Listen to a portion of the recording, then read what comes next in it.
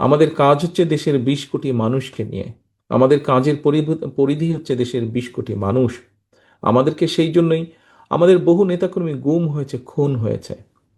দেখুন, আমি যদি কিছু মনে করবেন না, আমি উদাহরণটা দিচ্ছি বোঝানোর জন্য।